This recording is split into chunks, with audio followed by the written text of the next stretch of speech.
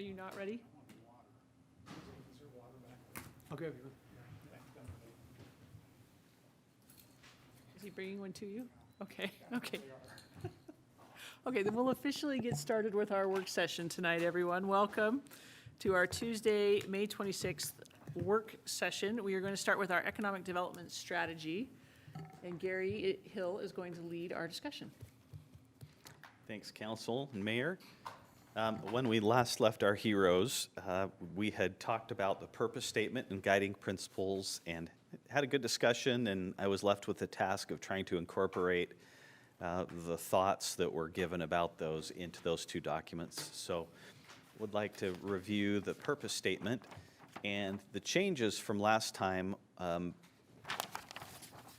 are primarily about ongoing economic development and the importance of economic development to reduce, or I guess not unnecessarily increase, the local tax burden. So those are the big changes from before.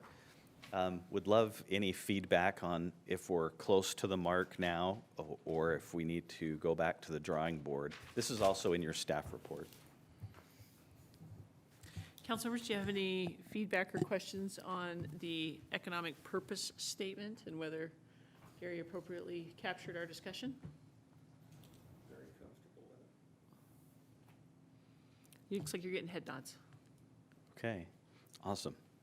And let's take a quick look at the guiding principles too. Same assignment was given here on the guiding principles. These are listed in, not necessarily in a particular order, but I tried to reflect the conversations that we'd had, and the changes that are here in the fourth bullet point, it would be the third major bullet point with its subpoint about providing infrastructure rather than incentives,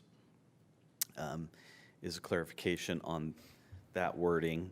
The next one bullet point after that, complement rather than compete with the private sector, is a newer concept that we briefly touched on but didn't really discuss last time. The next one, regularly evaluate and adjust economic development strategies to evolve with the economy. That was a point that was brought up and discussed, and hopefully that captures the essence. Mayor, this was one that was important to you, and so looking to see if that captures what you were after. It does, and I made a note on it. Any more guiding principle concepts? And this won't be the last time we look at this, but if we're on the right track, that'd be good to know. If there's anything clearly missing or needs to be changed, would love to hear that too.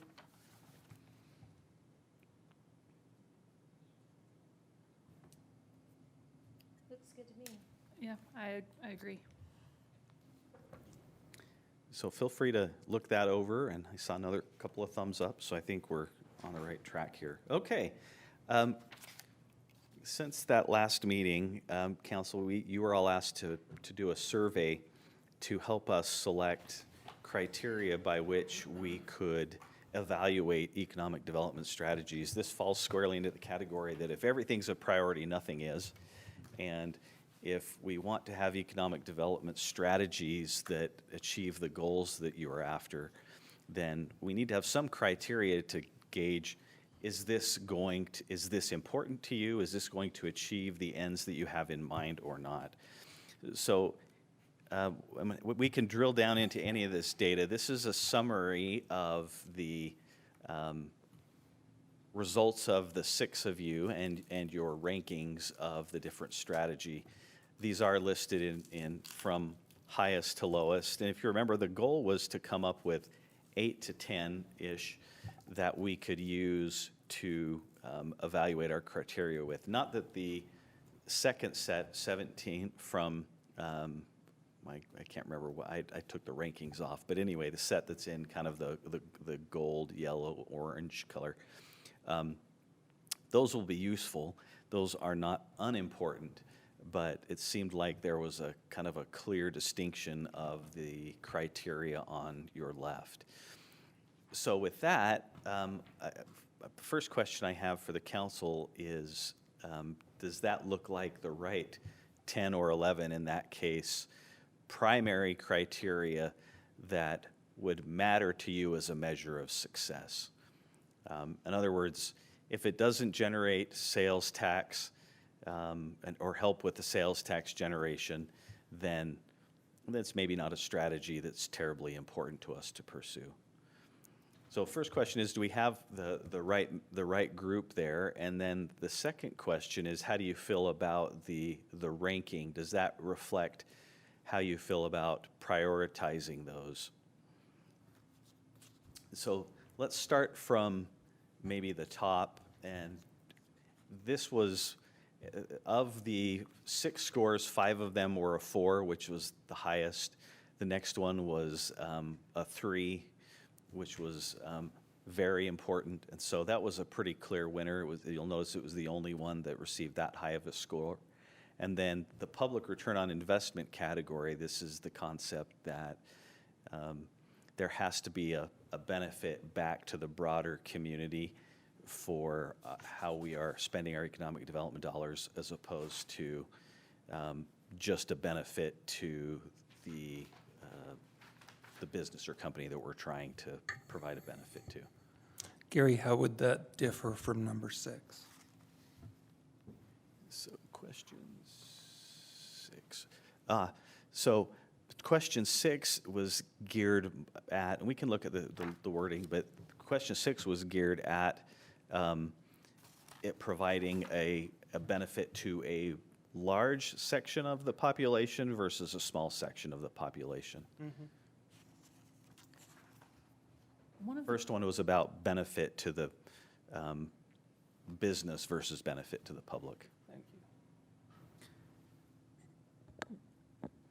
I think because when we did the survey, I don't think your options in the comment box, I don't think you could save them. I wish I'd screen captured it and saved it before I click send. I believe 20 was one I had a question on about if the descriptor that goes with number 20 is, does the strategy produce measurable city benefits relative to public spending? I was wondering what our timeline horizon is. There's definitely investments we have done, say Town Square Park, that is a pretty significant dollar amount investment. And I think it's having benefits, but they might be benefits that play out over decades. So there was a few of the questions as I was going through them where I wondered how we'll use it as a selection strategy, given that like there could be just such a big range of how you would go about using it as a measuring stick. Yeah, and this question at this point in time didn't have any kind of time frame on the return on investment. It was just the concept of, and this is on page 9 in your packet, it was just the concept of, is there a measurable some return on investment to what the city's providing? How important is it to you to be able to see that? And I think part of the reason I was raising the context of it is in response to Richard's question about number 6, because they do seem like they're very closely linked, public return on investment versus broad public benefit. That one has the question of single entity or small group, and I started to wonder, is Main Street merchants too small a group? Is the north side of Main Street versus the south side of Main Street too small if it only helped us attract things to the north side? And so then in trying to decide whether that was essential or somewhat important, started to second guess some of those rankings on on 6 and 20 in particular. May I interject on how I interpreted those questions? On number 6, does the strategy benefit the greater community rather than a single entity or small group? And versus, does the strategy produce measurable city benefit relative to public spending? I see 20 as an umbrella to 6. I do personally, because if there's a benefit to a whole group versus a smaller group, we can possibly we can see that benefit. And so if you're seeing that benefit, then there is a benefit. So that's how that's your explanation that's for how why I you in- think 20's higher than 6 on the That's how I scores. interpreted it. So I read them all, and then I kind of went back and chose my top that are my most important. And I saw that 20 as an umbrella to 6. That's how I interpreted it. Yeah, so Agree. we should talk about that a little bit, make sure that, because these are all subject to change and everything else, we're really just trying to get a sense of what's important to you still and how we measure that. So any different interpretation from what Millie had on public return on investment? Are we still on 6? I think comparing 6 and 6 and 20. This Question is number 6 and 20 on question 20. page 9. Well, when I read 6, I don't know if I was focused on 20 and trying to differentiate them. I was focused on 6, thinking about economic development, and focused on a strategy that would go after a single entity because they could be so impactful to the city. And so that we devise strategies to go after a particular business or something. So I was much more open to that idea rather than focused on the community. If we had to have a strategy because we felt like there was a business out there that we needed to do something, a single business, that was really important. So I rated that quite high versus how I wasn't looking at 20 and 6. But, trying to recognize that economic development is at the business level. There are some economic development. Let's put it that way. So anyway, I read it just a little bit different from my lens. Thanks, Dan. Other thoughts about that one? And is it worth combining them into a single criteria? I think to Millie's point, it is good to show that if you're intentional on the public return on investment, meaning your decisions are going through a finance magnifying glass or whatever you want to call it, the outcome of that is going to be that the public will benefit from that decision that aligns to the vision of Bountiful. Or it's one of the things I looked at this, and it might be bleeding a little bit, is we can't control what a property owner can bring onto their property. But also, if that property owner doesn't know what's available and what's out there, then that's an opportunity for the city to have an economic director that has options that do align to our vision, to the type of business or investment that would benefit the city that the property owner may not know existed. And so that's an opportunity for us to provide suggestions, and that property owner can still pick which one they like, but we've now just broadened their view of what's possible. And that those views that we're giving, those options, are stuff that we can see would have a good benefit to the community. So you see that as valuable as far as helping a property owner see the kind of business that might be useful to the city? Or businesses that are looking for places to expand, or grow, or, that's, as I've talked to other groups that are doing this, they have the ability to provide property owners options that they weren't aware of, just because property owner may be more focused on what they're building or what, other things related to the project, not necessarily what's going to occupy the space. My thought on this is that number 20 says, does the strategy produce measurable city benefit? So we can measure that it's benefiting the city in some way. While 6 talks about benefiting the greater community rather than a single entity, but maybe it's not so measurable. Like Dan said, if there's one business that we know could produce a great benefit in one way or another, but we may not be able to measure that, I still think that's very important. But so to me, this ranking is correct, because 20, we would like to be able to measure, if we can. But 6, if we know that it will be a benefit, but we may not be able to measure it, I think it's still really important to have that as one of our top priorities. Gary, can I ask you a question? 'Cause maybe this will help us as we have this discussion. Those that are all in green, that are above 3 or higher, is the proposal that those become the major criteria, but that maybe they don't stay in this rank order? And those that are in the red to pink category maybe drop off the discussion list? Or at least are all secondary considerations. Okay, because if we're not, if it doesn't matter, perhaps that 20 came in, question 20 in second place, and question 6 in the bottom of the top portion, then maybe we don't have to parse out all of the individual interpretations of the way the question was posed.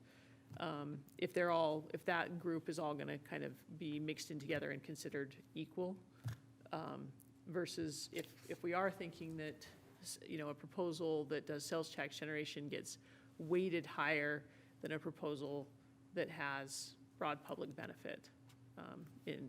So I wasn't quite sure, maybe we don't need to dive into the nuances of each question if they're not gonna be used in certain ways, but we do if they're gonna be used in other ways. Well, I think they will actually, I think we will find we will need to use them to weigh certain strategies against other strategies, that we may come up with a strategy that is great for community vitality, but we can't actually measure whether or not it's going to benefit us.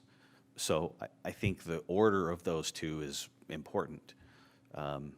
Or it might be, it might improve occupancy rates, but it doesn't generate any sales tax. So an example of that would be if one of our strategies is to actively seek office uses for Main Street. I'm not saying this would be, but that's the kind of strategy that would suggest that occupancy rate is more important than sales tax generation, which I don't think is the case. So in that case, then we kind of do maybe need to have some meeting of the minds of what we all interpreted to make sure that that ranking of those in the green are where they ought to be. I'm trying to put this in terms that I understand, in terms of things that we've seen. And I keep coming back with 20 is really quite broad and very difficult to find measurable, and 6 is much more measurable. So I keep running this through the lucky slice scenario and how that happened. And I know there was efforts on the town square behind it before, but there's a specific business, very specific, and it's much more measurable. And that's been successful, that strategy. So to me, being more focused on it at that level seems to be more measurable than these broad community benefits to the community. I'm having a hard time with that on 20. Well, I think 6 is more geared toward and it can be whatever we want it, but this might be a nice distinction. I think 6 probably should be geared more towards, is this going to benefit a small portion of the community or a large portion, as opposed to, we're not talking about benefiting necessarily a single business versus multiple businesses. Right. This is more about, if we're going to spend $10 on economic development, I think it's important to the council, seems to be important to the council that if we can spend it in a way that benefits the greater business neighborhood than just a single business area, that you would prefer that.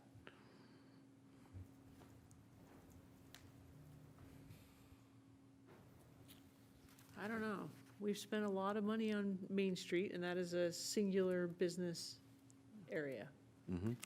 Between public art, town square,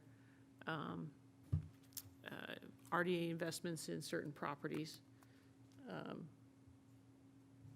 Although that's, But I would, I was just going to say that, one interpretation of that, though, is yes, it's benefiting a specific area, but the point of it is to benefit the whole city. The things that we're doing are intended to invite the entire community downtown and be part of that. So I think there's ways you can interpret that.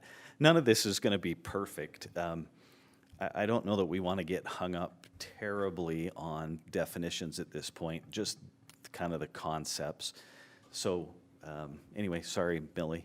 Yeah, if I may, I actually wish Main Street Vitality was up under financial benefit to city operations, because if our Main Street dies, that just is not good for anyone in the city. So I don't see, for instance, RDA funds being focused on Main Street or specific areas as, yes, it is zeroing in on one business, but again, back to 20, there's a measurable, there's something you can measure that it benefits the city as with their public spending.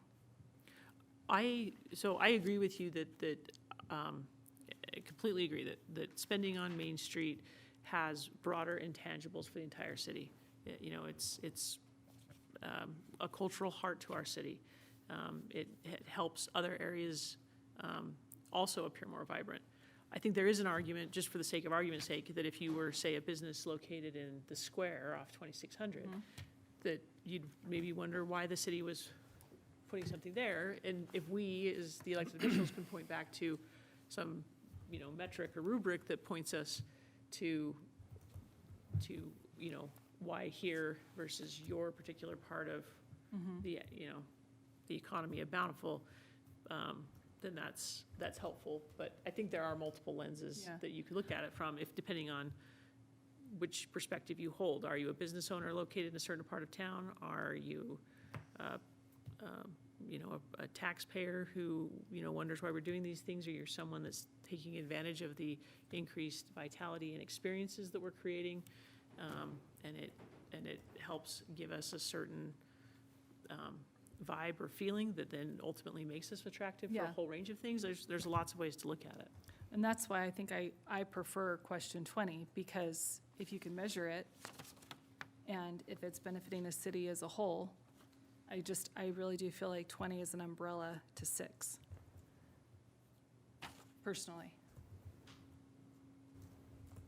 But how into the weeds do we want to get? This is helpful because it is interesting with two questions that are fairly similar. They receive pretty different scores, and to all of you, the return on public investment or public return on investment was important. So understanding what you meant by that, or what I meant by that, and how you interpreted that is a good conversation to have. What I'm hearing is two things with why that's important. So correct me if I'm not, and I realize that I'm trying to summarize the thoughts of 6 people too. But one is that that the strategy be measurable, that we be able to the degree possible, quantify how beneficial spending certain dollars or a certain strategy is. And the second is that there is a general benefit to the public. I would As a- agree with that. Okay, I see head nods all the way down. So nice job Okay. on taking 6 and making it 1. I really like those, I like the top 6. I think those are really good. I'm right with you on that. Seems like we're pretty close. I like the private investment leveraged, but you've talked me into 20. Good job. So you feel less good about the bottom of the green section? I'm not as worried about the bottom of the green. I think that we can't do, it's really hard to come up with and focus on 10 or 15 of these. So if we could focus on 5 or 6, and I like those top 5, and I like the 6th one, number 5, private investment leveraged. If you have Main Street vitality, I think you'll have community vitality. I think if you have a public return on investment, I think you can then infer that we will have a strong property base. Like I can connect them all in a domino effect way. At least that's the way my brain is working.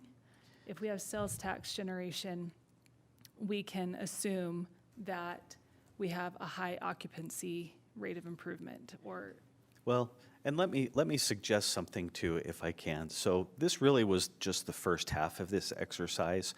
I think had the question been, give us a score and rank them, you may have thought about this differently. And so what I'd like to do is take the ones that are in green now, send you a second survey that would allow you to rank them in order of importance for you. And then we just see where it comes out. It may turn out exactly the same, it may be different, but I think it will give us two different considerations on which criteria we think are important. Related to that, at the same time, one of the things that Tyson and I want to do at an upcoming meeting is have a conversation with you about really where the city's revenues come from. You know, when we're talking about the economic drivers for the services we provide, what is generating that sales tax? Which businesses, which sectors, and drill down into that a little bit. I think that may also be helpful for everybody to see.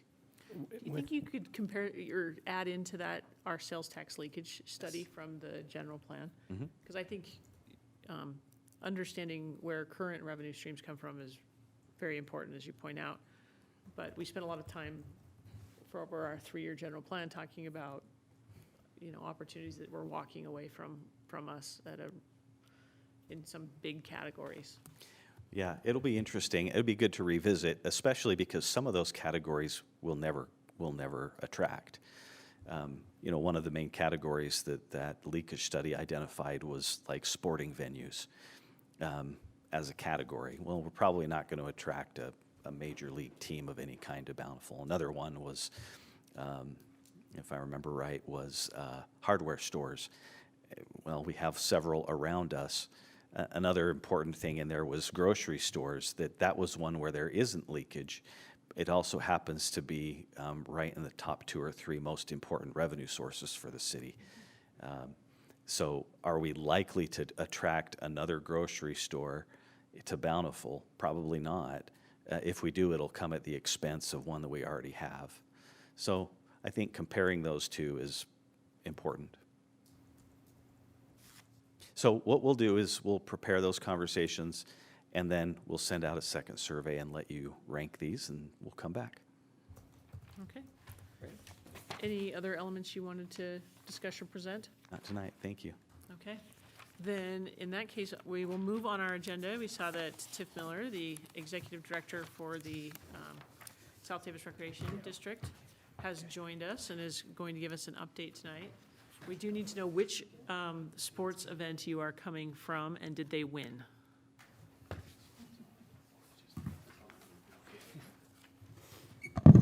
Baseball, and yes. All right. But it was maybe the slowest paced game we've been involved with all season, and we only made it through 2 innings, but we won those 2 innings, so. T-ball? This was kid pitch / machine pitch, so just introduction to kid pitch, so yeah. And I am coaching it because I had to. There was nobody else that did it, but it was fun. It was a good time to be with the kids, so I enjoyed it, and my son was playing, and he enjoys playing baseball, so. Overall, great season, but I apologize if I have any dirt on me. It's very windy out there today, so I apologize if I look a little rough to this afternoon, but thank you for having me. Just every year we like to come through and just discuss what's going on with the district and answer questions, update you on different data points that we have, and just give you some more information. I'm going to put my glasses on so I can actually see. So for those that don't know, this is the 19th year we're currently in with the South Davis Recreation District. It probably seems like that's crazy talk, that we're already in year 19, but coming up on year 20 next year. So 19 years of the district, and we recently wrapped up our 2025 financials, thanks to Tyson and his crew for helping with that. And we wrapped it up in great numbers from 2025 that I'll touch base on a little bit more. But we continue to see increased revenues, program participation continue to increase. And we are seeing increases in our expenses too for capital projects. As our facility gets older, we need to repair and replace things as we go forward. So that'll be a little part of the discussion too, some of the things that we were looking to do and have done in the last couple of years.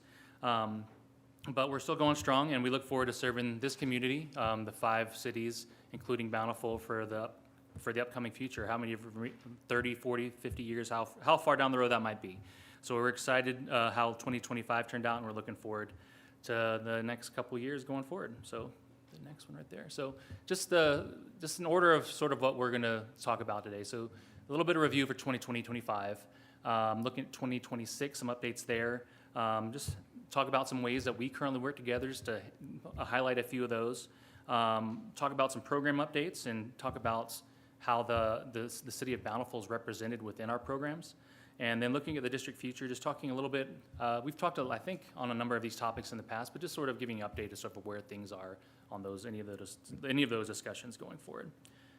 So 2025 in review. So a lot of highlights. Amortized annual pass sales, we saw $76,000 more in 2025 than 2024, so great increase there. Part of that is because we saw more visitors in 2025 than 2024. So we had 6,000 more visitors last year than the year before. What that means total, we had almost 576,000 people for admittances come in through the rec center last year. And so that does not include the next line where it says 32,500 participants in programs. So that's not really our program. So we don't have them scan in for coming in for basketball, volleyball, things like that. But we had 576 members, daily admittances, just coming in through the front desk and scanning their cards or being checked in at the front desk. So that is a large number of people coming throughout the year. Obviously, a lot of those people are recurring, but still, almost 600,000 people in a year is great. We also had over 19,300 members as of December 31st of 2025. So 9,300 of those were from Bountiful. So comparing to that to the total members of the district, so 48% of our total members are from the city of Bountiful. Our audited financial revenues of $573,000 were $74,000 more than 2024. So if you look at our annual pass revenues and our audited financial revenues, that's sort of where you see the extra money there. Obviously, there's some give and take in some other areas too, but that's a good spot to look at, was the annual pass revenues for 2025. In 2025, we also completed a lot of capital projects. So we completed our Dasher board, our ice arena Dasher board project. So the Dasher boards were closed for about 3 to 4 weeks in the month of May last year. So we didn't have any hockey, we didn't have any learn to skate, open public skating, freestyles, any of that in May of last year. So we also had our outdoor pool replastered. We replaced treadmills and resurfaced the pool hallway where the locker rooms are in the pool area. So if you've been in the facility, you'll notice a brand new floor over there since last September. And one of the biggest things we saw in 2025 and continue to see in 2026 is just a huge demand in hockey and ice rentals, leading to increased revenue. So we see very few spots on our calendar for the ice that's available. We have the one ice sheet. Some facilities have two. They're still getting busier too. But our availability is very limited on the ice right now, just because of everybody that wants to use it, using it for our own programs, keeping it open for public skating, all those different types of things. So overall, just a lot of things happening on the ice. We talked a little bit about projects. One of the big projects that we'll continue to talk about and touch on at the end of the presentation is locker rooms. I mentioned our locker room hallway was done last year, but locker rooms is a big topic that we need to continue to look at and address hopefully in the near future. So looking at 2026, so far, like I mentioned, it's our 19th year of operation, and we had our 19th anniversary celebration in late April. We offered a $2.50 discount off on that day for America 250, and we had treats. We had people the chance to earn discounts to the facility, win prizes to the facility, some memberships, things like that. So it was a great day. And 2027 is our 20th anniversary. So we're trying to figure out ways that we can celebrate it and make it a little bit more special than a 19th anniversary. But we haven't come up with anything finalized there. So we're still in the discussions of what we might do for that. But we're looking forward to 2027's anniversary as well. Our Our current admission numbers are pretty much mirroring where we were at this point in 2025. We're starting to see things trending upward, but still great numbers compared to a couple years ago, right after COVID and some of the recovery years after that. In the end of February, and I touched on this because I want to thank Bountiful for all their help, but we had our registration software go down. Across the country, the software went down. So it wasn't just us, but for 5 or 6 days, we weren't able to take memberships. We weren't able to track attendance properly. But we were able to get help from the city to be able to do daily admissions and help with that. We weren't able to sign up for programs at that time either, just because everything was done through that software. But we were still able to get people in and out of the facility, and we were able to do that with the help of Munis, as well as helping with credit cards. We were able to use a credit card machine from the city as well, and it made for a few interesting weeks there trying to figure out how to get everything situated. But I don't think customers really knew after the first day that too much was going on, and that's just a great benefit that we have working with you guys, and it just made everything a lot smoother. So thank you for that. So this year, we've had to replace our pool heaters for both of our pools. We were planning to do one already, but the other one also went down. So we had to replace both. So we were planning to update our pool filters for the lap pool. So we've postponed that project to help offset the costs for the current heaters. The pool filters still work. They're fine. They're just getting older, and they were getting on their timeline. So we're going to look to see what we're going to do for those in the next coming years. But overall, just those new heaters are in. They're working well, and we're glad that the pools are back up to temperature, and so are the people that are swimming in the pools. So I know there was a couple of weeks there that they weren't exactly thrilled about the pool temperatures, especially in the leisure pool, but now it's back to normal. So just some upcoming events. It's summer. We're bringing up our summers, getting ready to get in full force right now in the next week or so. So our summer pass sales started on May 1st. So we started that in 2023, selling summer passes, and sales have continued to increase every year there. So we're looking forward to that, and that will be going on through June 30th. Swim lessons start next week. So those registrations will still be open through the entire summer. So if you need somebody, if you need somebody to take lessons, those lessons will still be available going throughout the summer depending on which age they're in and what skill level they're in. We just had our Splash and Sprint Triathlon on May 9th. We'll be having our summer movie nights in Bountiful Town Square. The first one will be June 13th, and that will be Zootopia 2. We'll have one just after the 4th, I believe, on the 11th, which will be National Treasure. And then we had to change our third one because they didn't have the copyright that they thought they were going to get. So we're trying to figure out the third one again. We'll have an update on that one when that's ready to go. We found that out today. The 4th of July parades will be coming up with Centerville and West Bountiful, and we'll be in both of those. We'll also be in the parade on the 25th, the same day as our handcart days races. So that'll be coming up in just a couple months. We ordered all of our supplies early just so we could make sure we could have red, white, and blue, because I'm figuring that's going to be a pretty popular color this year. So that float will start getting built in probably about a month. We'll start working on that. So that'll be coming up pretty soon too. And then we've been working with you guys with America 250 with Bountiful. So we've got all of the information out on our website, the social media posted up in the facility on our screens and everywhere too. So hopefully we'll see some good participation on that. I don't know if there's a way to track that at this point, but hopefully we'll see some people that are finalizing and getting all those points they need to get 250 points throughout the summer. So for our Red, White, and Move challenge. So. Tip, before you, Yeah. because you had that, the summer pass sales, Yes. I know that you're early in the sales for that. I was just curious how it's tracking so far, since this is Yeah. a little bit of a newer opportunity. So I looked at where we were at the same point last year. So we're about 4,000 more than last year. So we're about 15,000 for the year so far. We finished up about 35 last year.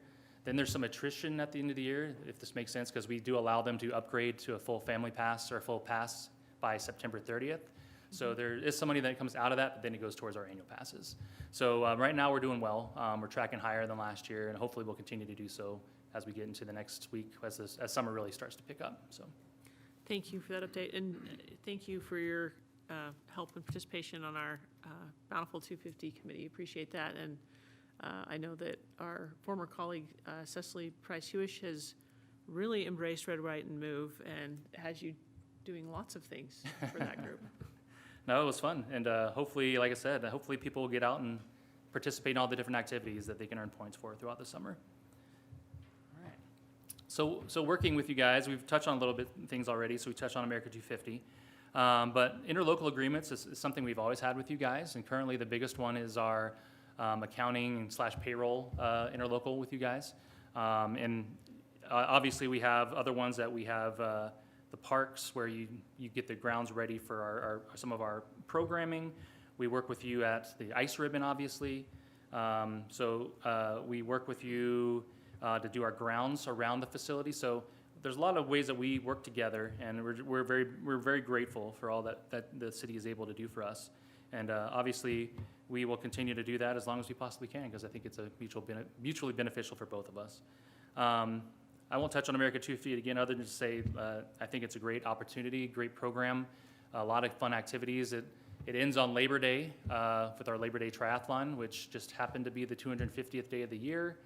Just randomly happened that way, but it's a great opportunity for families and individuals also to get out there and be active this summer. Another opportunity we have working with you guys is our facilities. So I touched on the ice ribbon. Ice ribbon has just been a great opportunity, I think a great endeavor for both of us. I think it brings the community together in a fun outdoor environment, except for when it's 65 degrees in December and January. But even with that, our revenues were still not that far behind last year. So I thought it could have been a lot worse with the warm temperatures we had. But overall, just a great facility. It's fun to be over there. And it's great that the chillers are now back into full force. One was in disrepair for a number of years, and we were trying to get them to cover it under warranty, but they never would. So we just went ahead and got it fixed. And that's something that we had to split with you guys, capital projects, unfortunately, but it's now working full force. And I think it did help keep the ice in better condition when it was warmer this past season. We also use Rocket Park a lot for our softball. And Town Square, obviously, for movie nights as well. So there's a lot of ways that we use your facilities, and hopefully we are good stewards, and if we ever have any issues, please just let me know. Heading in now into our programs. So I wanted to show a 3-year trend based off the numbers in our Sportsman software. So in 2023, we had about 30,650 program participants. It dipped a little bit in 2024, but as you can see in 2025, we had 32,500. So just over 2,000 more program participants in 2025 compared to the year before. So that's a big jump. A lot of that was in swim lessons, flag football, soccer, junior jazz basketball. So our programs are doing great. We're starting to see sports like flag football continue to grow and grow and grow. It's going to be a 2028 Olympic sport, so I think that's part of it. But I think it's just a fun program for everybody to participate in. And a lot of parents, including my wife, would prefer my son not play tackle football yet. So maybe he'll play 1 year, but if flag continues to grow, that might become a sport within high school. I know it's already becoming a sport on the girls' side in some high schools in some states. So maybe that will be in Utah as well in the near future. But just great numbers going forward. So starting with soccer. Our soccer revenues, as you can see, jumped up quite a bit. We had a lot more participation, almost 200 more participants, and 843 of those were from Bountiful. So more than half of our soccer registrants were from Bountiful in 2025. So far in 2026, we've only had one season, and our second registration for the fall will start next week. But we've had 827 participants, and 414 of those were from Bountiful. So still right about half or more for participation from Bountiful City for soccer. And it's a fun program. We don't do competition soccer. We're not looking to do travel or anything like that. We want to introduce it to the people at a young age, see if they can play it, see how much fun they can have doing it. I've been coaching my kids in soccer since they were all in preschool. So I've been doing it now since 2019. The spring of 2019. So I've been coaching every year. My youngest son is now in kindergarten, so he'll age out at some point to real soccer if he wants to keep going. But he's enjoying it more and more because he's actually scoring goals this year, and he gets ice cream, so he's pumped about that. Overall, a fun program and a great program that's really well participated in by the city of Bountiful. I touched on flag football already a little bit, but you can see the numbers there. We added an extra day of flag football. We were trying to add 9th grade flag football, but we didn't get quite enough people. But we are going to add kindergarten instructional league in the fall, similar to how we do our junior jazz on the 1st and 2nd grade and kindergarten as well. So there won't be any referees. It's going to be more of instructional, trying to teach them how to play, get them used to going and moving up into the next age groups. But as you can see, in 2025, we had almost 200 more total than 2024. 547 of those were from Bountiful City, so again, about 50%. And so far this year, 591, and even higher percentage of that from Bountiful City. So we'll be seeing that registration for the fall start again in about 6 days. Youth volleyball. My daughter participates in youth volleyball. She just learned how to overhand serve, so she's super pumped about that. But you can see not as dramatic of change, but it's a smaller program compared to the others, but still a great increase in numbers there in the revenue as well as participation.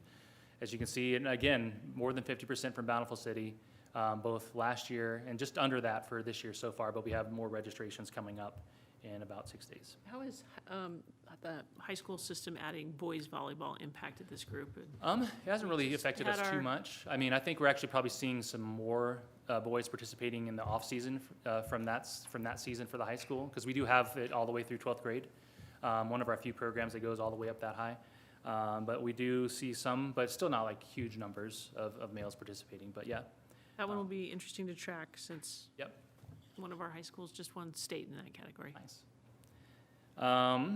Baseball, where I just came from. This combines both summer and spring baseball. So we do summer baseball, which will start in just a couple weeks. But spring baseball is wrapped up this week. But last year we had 46 more participants. 267 of those were from Bountiful City. As you can see this year, 634 registrations. So, I mean, we're seeing that continue to grow with 310 people from Bountiful. So great numbers there. I mean, there's a lot of options for other baseball leagues. And to continue to see ours grow, I think that's just a great testimony to the type of league we're running, because we're not a competitive league. We're trying to run, like I said, my son was doing coach pitch or kid pitch and machine pitch today. So you get a couple kids pitching. A lot of those don't go over the plate, but they're learning how. Then we go to the machine so that the kids can get up there and make sure they get some hits and score some runs and things like that and have a lot of fun. But great numbers there too. Want to touch on some ice things, just because, as I mentioned, ice is growing significantly. So we do run our own Learn to Skate program. The asterisk there is a little bit just to show that in 2024, we did not have the ice open for Learn to Skate or freestyle skating in January or February of that year. But we did last year. So the numbers are skewed a little bit, but I mean, I don't know that we would have had 946 participants in 2024. And this year is just going gangbusters with 692 already through April. So, I mean, just great numbers participating in that. I think hockey has a lot to do with that. We actually have added a Learn to Skate hockey component to our lessons. So if you reach a certain level, you can now take the hockey component from some hockey coaches to teach you a little bit more about how to be more specific to hockey stops and just different things that'll help you on the ice as a hockey player. But good numbers there from Bountiful City too. 217 already this year, 321 last year. And junior jazz, I think everybody's familiar with junior jazz, but we haven't had any registrations so far this year. We'll do that starting in July for the fall. But great numbers there too. 1,100 kids participated in our 2 sessions last year for junior jazz. I mean, that's huge numbers. So just great participation for junior jazz. And that's not our competition league. That's one of the few competition leagues we have, but this is not including those numbers. This is just all recreation side, just people that are here to learn it and have fun and just play recreation basketball. How did the comp side finish? I left your board right in the middle of that one, so. So it's down, probably about 10 teams, but we still have a decent turnout, so we'll see how the final numbers turn out this year and have to make some decisions going forward on that. But we did increase the costs last year. We lowered it a little bit this year and lowered our other expenses to help offset some of that. So we cut some things on both ends, but overall, a little bit lower, but we haven't had those registrations yet, so we'll see how those go coming up in the next few months. Swimming lessons, near and dear to me. I worked in a water park for years, operated a water park in South Carolina, so taught lifeguards how to protect lives and to watch the people in the water. So swimming is really important to me for people to learn how to do. My kids, on the other hand, hate learning how to swim. They think they know how to do it already. They don't, but they really think they do. But no, so numbers are going up there too. Last year, about 100 more participants, 1,914 from Bountiful. I mean, almost 2,000 people taking swim lessons in Bountiful City last year. That includes adults as well. So we do have adult programs. They're a little bit smaller, obviously, but we want anybody that can then go out there and learn how to swim to be safe and be protected when they get out into bodies of water, whether that's a pool, lake, whatever it might be. So far this year, we've had 2,267, and 871 of those are from Bountiful City. And then last programs to touch on are our summer camps. So this incorporates our sports and fitness camp, our tennis and pickleball camps. So we do these every year now. And last year we did increase the cost, so that's why you see the asterisk there. But we saw larger participation numbers too. So almost 100 more participants in 2025 than 2024. 400 of those from Bountiful. Summer camp registrants so far, and this was through, I believe, last Friday, and these will be open throughout the entire summer, but 417 through all three programs, with 245 from Bountiful City. And then future improvements. So we've talked with you guys, I think, a couple of years now, just about some of the things that we've been looking at as we developed our master plan back and finished that in 2021. There were some opportunities to look at to see what options might be there, whether it's a pool expansion, whether that was a second facility. So we've moved away from some of these things, but we still have them in conversations to sort of see what could be the future if we had the opportunities to do those. So pool expansion still on the table, still talking with the school district about that. We did work out with the school district a way to help offset some of our costs going forward, so that should hopefully be approved by their board this summer. We're looking forward to seeing if they have any questions to approve that. But our plans for the pools right now would be to expand our current lap pool, add a lap pool outside with a covering, a smaller lap pool that is. And then we also talked about the locker rooms. We've talked about a restroom on the second level where the fitness level is, where there's no bathrooms. We've also talked about a new entrance / ADA member entrance where the current exit doors are on the north side of the facility. Those doors are tricky because people try to sneak in there all the time. It also would create an opportunity for people to have a harder time coming from the front of the facility, walking all the way back to the pool area, just to give them a shorter distance to walk, have better access. But overall, those improvements are still being discussed. We did just get back into the conversation slightly with North Salt Lake. They have a phase 2 of Hatch Park. So we're seeing if maybe something could happen there, but we haven't really started those conversations too much. But it's just something that we're looking at, going to just see what the cost might be, just to find out if it's even something that we could even consider. But those are still in the very preliminary conversations there. And most of all, just these projects that I just mentioned are the main ones that we're looking for long-term. We're going to have a big project next year, and we've talked with Gary and Lloyd about the parking lot. So that parking lot needs to be replaced, and that's going to happen next year. It'll probably be a pretty hefty project. And then in a couple years, the membrane on the top of the facility will need to be replaced, and that's an even more expensive project. So things continue to grow project-wise as the facility gets older, but I think it's such an important piece of the community that we want to make sure that we're doing what we can to offset cost and make sure we're covering what we need to do to make that facility last as long as we possibly can. So we'll also be replacing some fitness equipment for this year and next year. And as I mentioned much earlier in the presentation, trying to figure out a way to do that lap pool filter. So, and that is all I've got. Happy to answer any questions if you got any, but I just really appreciate the time. And if there's ever any questions that you do have, feel free to shoot me an email or ask Dan to ask me, and I'm happy to answer him or send a message to whoever it might be. So thank you so much. Thank you, Tiff. Council members, do we have any questions for him in the last few minutes before we move to the council meeting? I And don't just- have a question, only to say I love all the data, so thank you for that. I just have a comment. So it's been my opportunity to serve on this board for the last 5 months when the mayor became the mayor, and I've really enjoyed it. Tiff, you do a great job.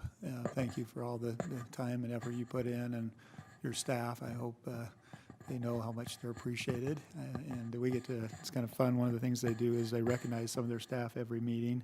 They bring them into the board meeting, and that's quite a nice thing too. So, but thank you, Tiff, for all that you do. Thank you. I've enjoyed getting some updates after not having them for a couple months. So, thank you, Tiff. And we will take just a short break and reset for our council meeting. Thank you. Thanks.